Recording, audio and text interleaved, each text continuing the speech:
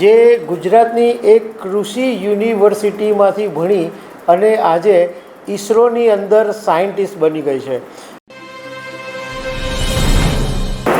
ખબર છે .com ઉપર અમે ઘણી વખત સક્સેસ સ્ટોરીઓ શેર કરતા રહીએ છીએ। એની પાછળનો આશય એટલો જ હોય છે કે કોઈ એકની સફળતાની કહાની કોઈની જિંદગીમાં પ્રકાશ પાડે અને એ વ્યક્તિ પણ આગળ વધે એવો અમારો આશય હોય છે। આજે એવી જ એક છોકરીની સક્સેસ સ્ટોરી તમારી સાથે શેર કરીશું, જે ગુજરાતની એક કૃષિ યુનિવર્સિટીમાંથી ભણી અને આજે ઈસરોની અંદર સાયન્ટિસ્ટ બની ગઈ છે। તો આના વિશે તમારી સાથે વાત કરીશ। મારું નામ રાજેશ શાહ છે અને તમે જોઈ રહ્યા છો ગુજરાતના સૌથી મોટા ડિજિટલ ન્યૂઝ પ્લેટફોર્મ ખબર છે .com।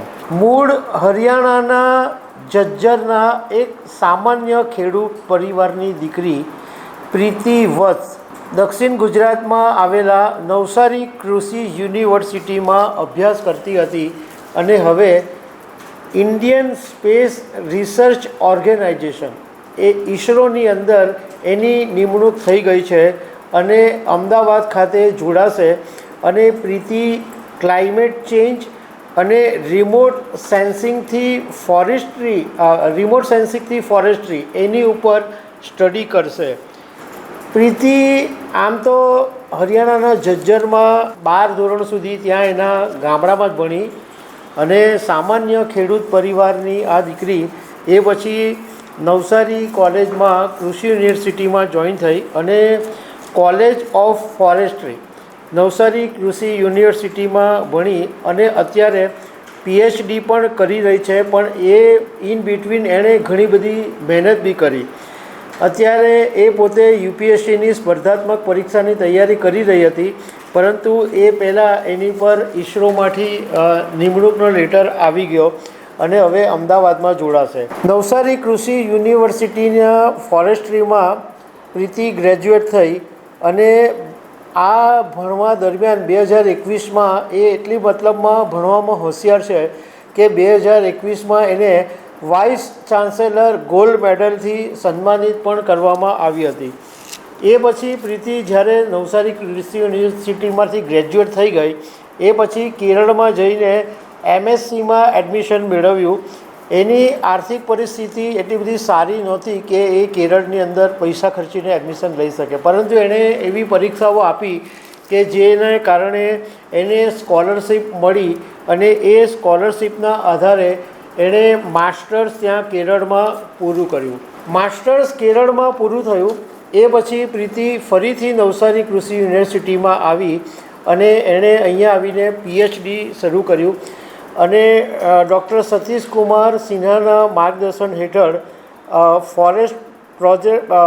Forest product and utilization વિષયની અંદર પ્રીતિ PhD કરી રહી છે।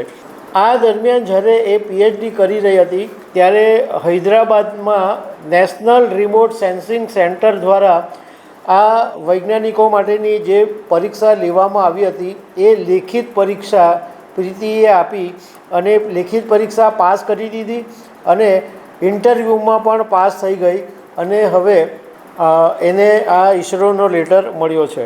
ફોરેસ્ટ્રી કોલેજના ડીન MD ટંડેલે એવું કીધું કે આજે દરેક ક્ષેત્રની અંદર ફોરેસ્ટ્રી સાયન્સ ગ્રેજ્યુએશનની જબરજસ્ત ડિમાન્ડ છે। દરેક ક્ષેત્રમાં આ જે સ્ટુડન્ટો છે ભણે છે એમની માંગ રહે છે।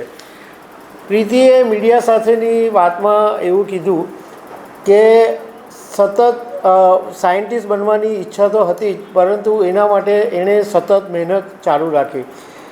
આ વાત મહત્ત્વની એટલા માટે છે કે આજે પણ દુનિયામાં એવા લોકો છે કે જે દીકરીઓને બોજ સમજે છે। આ પ્રીતિ વત્સે એવું સાબિત કરી દીધું અને અનેક યુવતીઓ આજે ટોપ લેવલે પહોંચી છે અને એ વાત સાબિત છે કે દીકરીઓ બોજ નથી। તમે એને નિખાર આપો, તમે એને પોલિશ કરો તો દુનિયાની અંદર દીકરીઓ પણ કોઈનાથી કમ નથી। માત્ર તમારે વિચારધારા બદલવાની જરૂર છે કે દીકરીઓ આગળ નહીં વધી શકે, દીકરીઓએ તો ઘરના રોટલા જ ઘડવા પડે, રસોડું જ સંભાળવું પડે, એ જમાનો હવે રહ્યો નથી। પણ મોરલ ઓફ ધ સ્ટોરી એ છે કે કોઈ પણ છોકરી હોય જો એ ધારે અને મહેનતની તૈયારી બતાવે તો ઊંચાઈ ઉપર પહોંચી શકે છે. તો દર્શક મિત્રો, આવી અનેક વાતો સાથે અમે તમને મળતા રહીશું. Thank you very much.